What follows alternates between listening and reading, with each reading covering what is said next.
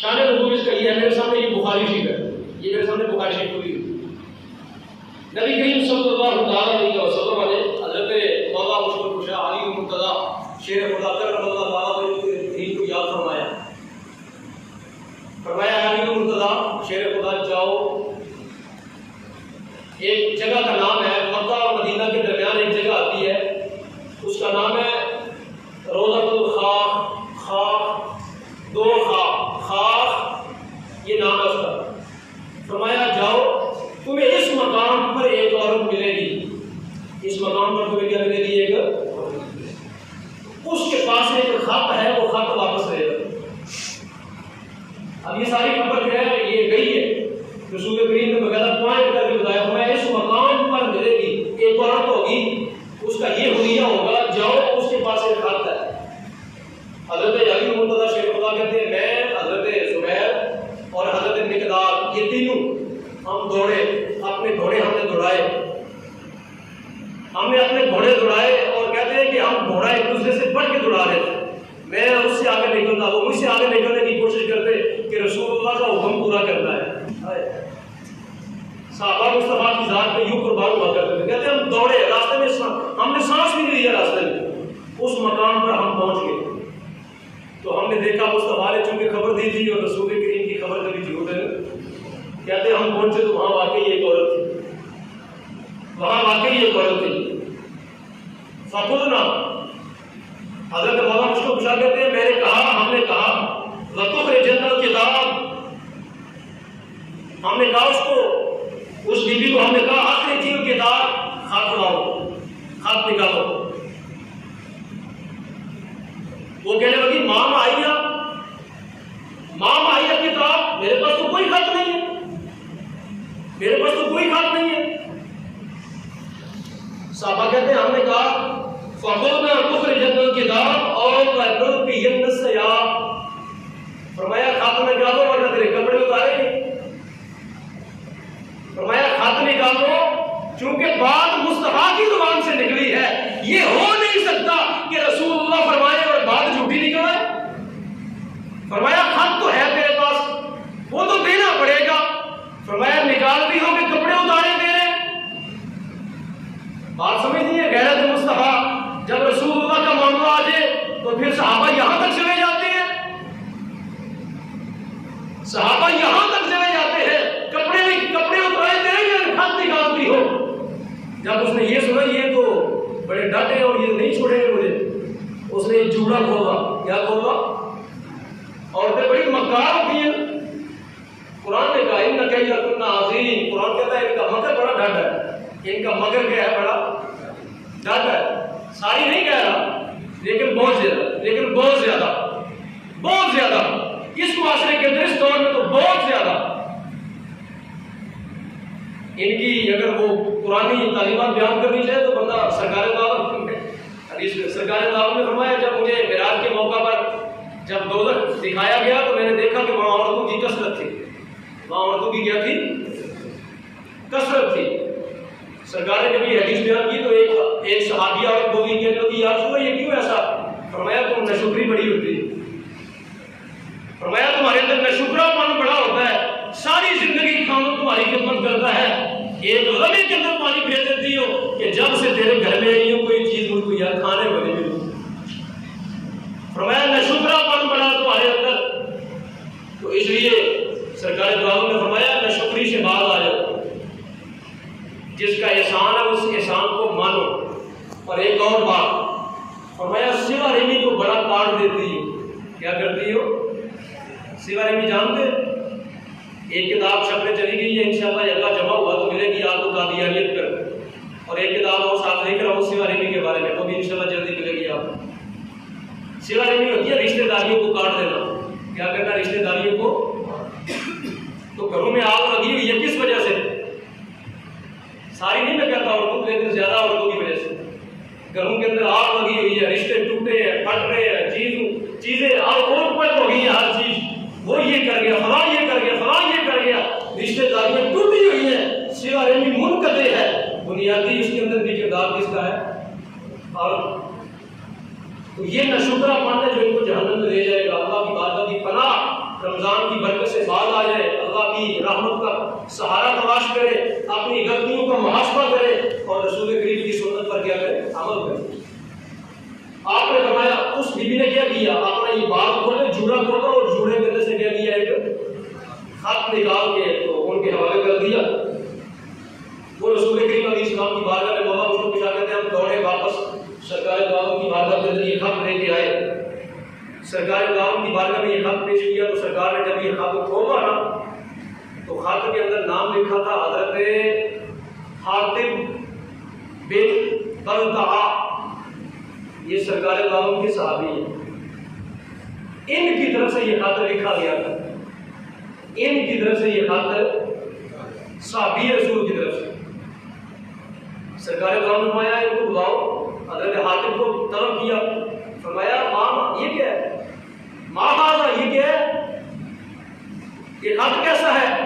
تم تو رسول کریم کے صحابی نہیں ہو، تم تو اہل ایمان نہیں ہو، یہ مسلمانوں کی جاسوسی کیسے ہو رہی ہے؟ یہ کیا ہو رہا ہے؟ یہ انہوں نے آگے کیا کہا سنیے، یہ حدیث کے لفظ بخاری شریف، وہ کہنے لگے یا رسول اللہ صلی اللہ علیہ وسلم لا تعجل علیہ، یا رسول اللہ میرے اوپر جلدی نہ فرمائیے گا، یعنی کوئی شرعی حکم صادر کرنے میں جلدی، میرا عذر سن لے، میری بات سن لے، میری بات سن لے، میرا عذر سن لے۔ نبی علیہ السلام آیا، بتاؤ تمہارا عذر کیا ہے، کیا وجہ ہے، یہ خط لکھنے کی کیا وجہ ہے؟ وہ کہنے لگے یا رسول اللہ انی کنت عمران مرسکن فی قریش، یا رسول اللہ میں مکہ میں رہتا تھا، ہجرت کا حکم فرمایا، میں ہجرت کر کے مدینہ طیبہ آ گیا، اب میں جو مکہ میں رہتا تھا میں قریشی نہیں ہوں، میں قریشی نسلاً قریشی نہیں ہوں، میں مکہ کا نسلی طور کے اوپر قریش کا نسب نہیں ہے میرا، میں باہر سے آیا تھا، مکہ میں رہائش اختیار کر لی، مکہ میں کیا کر لی؟ اب میرے رشتہ دار وہاں رہتے ہیں، میرے رشتہ دار کیا کرتے ہیں وہاں پہ؟ یہ جو مہاجرین آپ کے ساتھ کر کے آئے ہجرت، ان کے رشتہ دار بھی وہاں رہتے ہیں، جو ان کی چیزیں وہاں پہ مال و اسباب ہے، ان کے رشتہ داروں نے ان کا کیا رکھا ہوا ہے؟ دھیان رکھا ہوا ہے۔ یہ ہجرت کر کے یہاں پہ آ گئے، جو پیچھے ان کا مال و اسباب ہے، جو ان کے رشتہ دار ہیں، وہ ان کی کسٹڈی میں ہے، انہوں نے کیا رکھا ہوا ہے؟ ان کا دھیان رکھا ہوا ہے۔ اب میں قریش کا رشتہ دار نہیں ہوں، تو میں نے یہ خط ان کو اس لیے لکھا کہ تاکہ ان پر کوئی چھوٹا سا احسان کر دوں، تاکہ جب آپ فتح مکہ کے لیے نکلے نا، فتح مکہ کے لیے نکلے تو آپ نے تو وہاں جنگ کرنی ہے، تو وہاں ایسا ہوگا کہ میں یہ چاہتا ہوں کہ قریش مکہ میرے رشتہ داروں کا دھیان رکھے۔ میں نے ایک احسان کرنے کی کوشش کی ان پر تاکہ ان کے ساتھ میرا تعلق مضبوط رہے۔ آگے لفظ سنیے کیا ہے، کہنے لگے یا رسول اللہ صلی اللہ علیہ وسلم، جو لفظ میں بار بار ہر جمعے پہ کئی دفعہ دہراتا ہوں، یہ سنیے، کہنے لگے سنیے بڑی توجہ کے ساتھ، کہنے لگے یا رسول اللہ ولم افعلہ ارتدادا، یا رسول اللہ میں مرتد نہیں ہوا۔ اب یہ لفظ سنیے اور اس لفظ کو سن کے اس بات کی طرف توجہ فرمائیے کہ رسول کریم صلی اللہ علیہ وسلم سے غداری کرنا، اسی کا نام مرتد ہونا ہے۔ صحابی رسول کہہ رہے ہیں یا رسول اللہ یہ خط تو میں نے ہی بھیجا تھا قریش مکہ کی طرف، کیونکہ آپ مکہ فتح کرنے کا ارادہ فرما رہے ہیں، ابھی چند دنوں کے بعد آپ نے لشکر لے کے نکلنا ہے، تو میں نے آپ کی آمد کی خبر ان کو دی ہے تاکہ ان کے ساتھ میرا کوئی نہ کوئی تعلق رہے اور میرے رشتہ داری کا وہ خیال رکھے، لیکن یا رسول اللہ میں مرتد نہیں ہوا، میں مرتد ان دینی، یا رسول اللہ میں اپنے دین سے مرتد نہیں ہوا، ولا ردن بالکفر بعد الاسلام، یا رسول اللہ میں نے اسلام لانے کے بعد کفر کے ساتھ میں راضی نہیں ہوں، میں مسلمان ہوں، مرتد نہیں ہوں، یہ غلطی مجھ سے ضرور ہوئی ہے، لیکن یا رسول اللہ میں نے آپ کے ساتھ کوئی غداری اور نہیں کی، میں ارتداد کا میں نے ارتکاب۔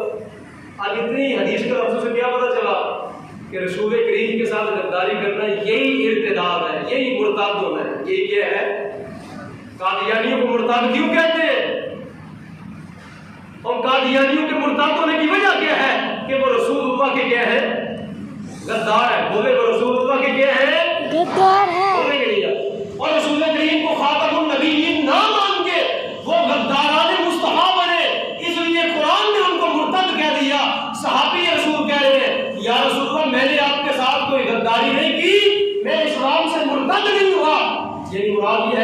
کہ میں نے آپ کے ساتھ کوئی ایسا مسئلہ نہیں کیا کہ مجھے مرتد بنا دیا جائے۔ آگے سنیں، نبی کریم علیہ السلام نے فرمایا، آپ نے صحابہ کو مخاطب کر کے فرمایا اس صحابی نے سچ کہا، اس صحابی نے جو سچی بات تھی وہ انہیں بتا دی۔ یہ خط بھی انہیں کا ہے، یہ انہوں نے بھیجا تھا۔ اب سنیے، یہ بات کرنے کے بعد آپ پڑھیے یہ قرآن کی آیت، یہ والی خط بھی بھیجا تھا نا حضرت حاتم نے کیا کیا کفار مکہ کو؟ اللہ نے کیا فرمایا جب قرآن اترا تو وہ کن لفظوں میں اترا؟ یا ایھا الذین آمنوا لا تتخذوا عدوی وعدوکم اولیاء۔ خط بھیجا تھا، ماذ خط، تو اللہ نے قرآن میں یہ کہہ دیا کہ میرے دشمن کو اپنا یار نہ بنانا، میرے دشمن کو اپنا یار کیا بھیجا تھا، ماذ کیا کیا تھا، خط ہی بھیجا تھا نا، خط۔ آج تو یاریاں اس سے بڑھ گئے نا، آج تو سعودی حکمرانوں کا سارا پیسہ ہی پڑا ہوا ہے یورپ کے اندر، یورپ والوں سے یہ پیسہ ان کے بینکوں سے نکال دے تو ان کی معیشت ہی ڈوب جاتی ہے۔ یہ اسٹیٹ بینک کے اندر ان کا پیسہ پڑا ہوا، جو بڑے بڑے آئی ایم ایف ہے اس کے اندر پیسہ کس کا پڑا ہوا ہے؟ انہی شیخوں کا پڑا ہوا ہے۔ یہی سود پہ قرضہ دیتے ہیں پوری دنیا کے مسلمانوں کو۔ ادھر خط بھیجا تھا تو اللہ نے کہہ دیا کہ میرے دشمن کو اپنا دوست نہ بنانا، ادھر پوری امت کو چھوڑ کے کافروں کے ساتھ پورا تعاون ہو رہا ہے، تو یہ اللہ کے دشمنوں کو انہیں دوست نہیں بنا رکھا۔ ان لوگوں نے جو ہمارے حکمران ہیں، ان لوگوں نے کیا ان کی غلامی نہیں اختیار کر رکھی؟ ان کے کہے بغیر یہ کچھ نہیں کرتے۔ چاہے عمران ہو، وہ بھی اندر جو ہے وہ کیا کرتا ہے، ایک سینیٹر خریدتا ہے، دوسرا خریدتا ہے، تیسرا لابنگ کرنے کے لیے کہ پاکستان میں حکومت مل جائے۔ نواز شریف بھی ادھر جاتا ہے، پاکستان میں حکومت مل جائے، زرداری بھی ادھر جاتا ہے، پاکستان میں حکومت مل جائے۔ ان کو تو حکومت بھی غلامی کی برکت سے ملتی ہے۔ اللہ فرماتے ہیں ان دشمنوں کو دوست نہ بنانا۔ ایک صحابی نے خط لکھا تھا نا، تو رب نے اتنی بڑی پکڑ فرمائی، قیامت تک کے لیے فرما دیا کہ اے میرے صحابہ، اے مصطفیٰ کے غلاموں، کبھی ان کو اپنا راز نہ دینا۔ ایک خط ہی بھیجا تھا نا، تو خط کے اوپر اتنی پکڑ آ گئی۔ تو جو آج امت میں ہو رہا ہے وہ کتنا بڑا ہے، جو آج امت میں مسلمانوں کی غداری اور مسلمانوں کو قتل کرنے کے ان کی جو ہے نا وہ ساری غلامی کے ساتھ ہو رہا ہے سب کچھ۔ آگے سنیں، حضرت عمر رضی اللہ تعالیٰ عنہ اٹھے، کہنے لگے یا رسول اللہ مجھے حکم دے میں اس منافق کا سر اتارتا ہوں۔ یہ بخاری کے لفظ ہے، یا رسول اللہ مجھ کو ارشاد فرمائیں میں اس منافق کا کیا کرتا ہوں۔ وہ حضرت حاتم جو صحابی رسول ہے ان کو کہہ رہے ہیں منافق، کہہ رہے ہیں کہ ان نے حضور آپ کے ساتھ غداری کی، لہٰذا یہ منافق بنا۔ یہ کیا بنا؟ پتہ چلا کہ جو رسول کریم علیہ السلام کے ساتھ غداری کرے، جو رسول کریم کا گستاخ ہو جائے، وہ کیا بنتا ہے اسلام کی نظر میں؟ وہ کیا بنتا ہے؟ منافق بنتا ہے۔ اور جو رسول کریم کو کہے چھوکرا، وہ کیا بنتا ہے؟ مرتد۔ اور جو رسول کریم کو یوں کہے کہ جب سرکار نے ہجرت کی تو یہودیوں نے یہ کہا کہ یہ چھوکرا ہمیں دین سکھائے گا، بتاؤ وہ کیا بنتا ہے؟ گستاخ رسول بنتا ہے کہ نہیں بنتا؟ اور گستاخ انہوں نے خط بھیجا تھا تو حضرت عمر نے کہا میں اس منافق کا سر اتارتا ہوں، تو جو رسول کریم کو سامنے نشانہ بنا کے کہ یہ چھوکرا آ گیا، رسول کریم کو کہ چھوکرا کسے کہتے ہیں؟ نابالغ بچہ، کچی ذہن کا جوان جو لڑکا ہوتا ہے اس کو چھوکرا کہتے ہیں نا آپ اپنی زبان کے اندر۔ رسول کریم کو یہ لفظ کہنا انتہا درجے کی ہے گستاخی، یہ گستاخی رسول کے زمرے میں آتا ہے۔ اور جو گستاخی رسول کے زمرے میں آئے گا وہ دین سکھائے گا امت کو، جو اتنا بڑا گستاخ ہو وہ دین سکھائے گا امت کو۔ یہ مرزا انجینئر جیل بھی نے یہ کہا کہ رسول کریم کے بارے میں یہ لفظ بولے اس نے۔ تو سامعین محترم، جب رسول کریم نے سنا نا کہ حضرت عمر کو غصہ ہے تو آپ نے فرمایا بیٹھ جاؤ، یہ بدری صحابی ہے۔ یہ کیا ہے؟ فرمایا تمہیں پتہ نہیں یہ بدر کے اندر شرکت کی تھی انہوں نے، پچھلے جمعے کو عرض کیا تھا نا بدر کا واقعہ۔ فرمایا تمہیں پتہ نہیں یہ 313 کے اندر یہ بھی شامل تھے۔ اور فرمایا بدر والوں کے ساتھ اللہ نے وعدہ کر لیا کہ تم جو بھی کرو میں نے تم کو بخش دیا، تم جو بھی کرو۔ فرمایا تمہیں پتہ نہیں عمر، اللہ نے بدر والوں کے ساتھ وعدہ کر لیا کہ تم جو بھی کر دو میں نے تم کو کیا کر دیا ہے، میں نے بخشش کا وعدہ کر لیا ہے۔ اب ان بدبختوں کو بتاؤ کہ کیا حضرت ابوبکر صدیق بدر میں نہیں تھے؟ کیا مولا عمر بدر میں نہیں تھے؟ کیا عثمان غنی جو ہے وہ بدر میں نہیں تھے؟ لیکن رسول کریم نے ان کو بدر میں شامل فرمایا. پتہ ہے وہ بدر میں نہیں گئے تھے. وہ مدینہ میں سرکار کی بیٹی حضرت رقیہ بیمار تھی، ان کو سرکار نے ادھر چھوڑا مدینہ میں، اور سرکار نے فرمایا بے شک تم بدر میں نہیں گئے لیکن تم بدری ہو. تم کیا ہو؟ سارے 313 گئے. اور یہ جو کہتے ہیں کہ سرکار کی وفات کے بعد سارے مرتد ہو گئے تھے، استغفر اللہ. پتہ ہے قوم یہ بھی کہتی ہے، اور اہل تشریح یہ کہتے ہیں کہ رسول کریم کے صحابہ سارے مرتد ہو گئے تھے سرکار کی وفات کے بعد. ادھر میرے مصطفیٰ کہہ رہے ہیں کہ بدر والوں کے ساتھ اللہ نے بخشش کا وعدہ کر دیا، جو مرضی یہ کر. تو سامعین محترم، اب حضرت عمر رضی اللہ عنہ بیٹھ گئے. تو اب سنیے یہ آیہ کریمہ کیا بتاتی ہے. یہ آیہ کریمہ بتاتی ہے کہ جو رسول کریم کے ساتھ غداری کرے گا وہی مرتد ٹھہرے گا. وہی کیا ٹھہرے گا؟ وہی مرتد ٹھہرے گا. اس کے مرتد ہونے میں کوئی شک و شبہ کی گنجائش نہیں ہے. رسول کریم کے سامنے وہ صحابی رسول کہہ رہے ہیں کہ یا رسول اللہ میں آپ کے دین سے پھرا نہیں ہوں. یہ غلطی مجھ سے ضرور ہوئی ہے لیکن میں آپ کے دین سے پھرا نہیں ہوں، مرتد نہیں ہوں. میں نے آپ کی گستاخی کوئی نہیں کی ہے. اور رسول کریم علیہ السلام نے اس کی بات کو مانا. سرکار نے فرمایا اس صحابی نے سچ کہا. اس صحابی نے کیا کہا؟ سچ کہا. تو سامعین محترم، میں ابھی یہ ایک آیہ کریمہ پڑھی آپ کے سامنے، ٹائم ختم ہو گیا. میں نے آپ کے سامنے فتح مکہ بیان کرنا تھا آج، لیکن اس آیت کے اندر ہی ٹائم ختم ہو گیا. ایک بات جو ہے وہ سن لیں کہ رسول کریم صلی اللہ علیہ وسلم جب مکہ شریف میں داخل ہوئے نا، تو سرکار دو عالم نے جو سب سے بڑا بت تھا اس پر سرکار نے چھڑی ماری. اس کا نام تھا حبل. اس کا نام کیا تھا؟ حبل. جنگی عہد کے موقع پر جب تھوڑی دیر کے لیے مسلمانوں پر وہ کافروں نے حملہ کیا، سرکار زخمی ہو گئے، تو ابو سفیان اس وقت کافر تھے، وہ کہنے لگے وہ حبل، ہمارا حبل بڑا ہے، بلند ہے، اس نے ہمیں فتح دی ہے. تو سرکار نے فرمایا، صحابی کو فرمایا تم کہو نا اللہ مولانا لا مولا لکم. فرمایا اللہ ہمارا مولا ہے، تمہارا تو مولا ہی کوئی نہیں. سرکار نے اس بت پہ چھڑی ماری، اس کو گرایا، اس کو نیچے گرایا. کفار مکہ کے سامنے جو بھی مسلمان نہیں ہوئے تھے ان کے سامنے پاؤں کے اندر گرایا اور فرمایا یہ تمہارا سب سے بڑا خدا پڑھو، بچاؤ اس کو جس کو تم خدا مانتے تھے. میں محمد عربی کے قدموں کے اندر آج پڑا ہوا ہے، اگر یہ خدا ہے تو یہ بچائے اپنے آپ. سرکار نے اس کو قدموں میں گرایا. پھر ہر بت کے اوپر سرکار نے چھڑی ماری، ہر بت نیچے گرایا. 300 بت جو ہیں 360 بت جو ہے کعبہ کو پاک کیا، بیت الاسلام بنایا تھا، اس کو بیت اللہ فرما دیا. سرکار نے اس کو کیا بنا دیا؟ اس موقع پر سرکار نے فرمایا جب حضرت سعد بن عبادہ گزرے نا تو ان کے ہاتھ میں جھنڈا تھا. پتہ ہے وہ کیا کہہ رہے تھے؟ یہ لفظ کہہ رہے تھے، بخاری کے اندر یہ لفظ میرے سامنے. جب وہ فتح مکہ کے لیے لشکر مکہ شریف میں داخل ہوا نا تو ان کے ہاتھ میں بڑا جھنڈا تھا، لشکر کا جھنڈا تھا. پتہ ہے وہ کیا کہہ رہے تھے؟ کہہ رہے تھے یوم الملحمہ، کہہ رہے ہیں کہ آج تو قتل و غارت کر دیتے ہیں. یوم الملحمہ، یوم تستحق الکعبہ. آج تو گردنیں کاٹی جائیں گی. آج تو کیا کاٹی جائیں گی؟ گردنیں کاٹی جائیں گی. آج تو لہو بہے گا، آج تو سمندر جو ہے بہ پڑے گا لہو کا. یہاں پر وہ یہ باتیں کر رہے تھے اور ابو سفیان کی ٹانگیں اس وقت ایسے کام ہوئی. جب رسول کریم کا وہاں سے گزر ہوا تو کہنے لگے یا رسول اللہ آپ نے سنا آپ کا صحابی کیا کہہ رہا ہے؟ تو سرکار نے فرمایا نہیں آج رحمت کا دن ہوگا. فرمایا آج گردنیں نہیں کاٹی جائیں گی. فرمایا آج تو مصطفیٰ کی رحمت اپنے عروج پر ہوگی. آج تو مصطفیٰ کریم کی رحمت اپنے عروج پر ہوگی. اور جب سرکار دو نے پوچھا کفار مکہ سے بتاؤ آج میں تمہارے ساتھ کیا کرنے والا ہوں، تو کہنے لگے خود بھی رحیم ہو اور باپ بھی بڑا رحیم ہے تمہارا. انہوں نے کہا ہم توقع کرتے ہیں کہ آج یا رسول اللہ آپ ہمیں معاف فرما دیں گے. سرکار نے فرمایا انطلقوا، فرمایا جاؤ، آج میں محمد عربی تم سب کو معاف کرتا ہوں، تم سے کوئی بدلہ نہیں لیا جائے.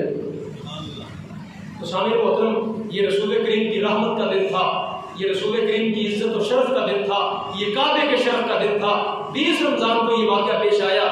آج امت کے جو حکمران ہیں، جو بیت اللہ شریف کے اندر جن کی حکمرانی ہے آج سعودیہ کے اندر، وہی لیٹے ہوئے ہیں تو باقی قوم کہاں پہ کھڑی ہوگی؟ انہوں نے جو ہے وہ یاریاں بنا دی اپنی یہود و نصارہ کے ساتھ، پوری قوم پر مسلط کر کے رکھا ہوا ہے. انہوں نے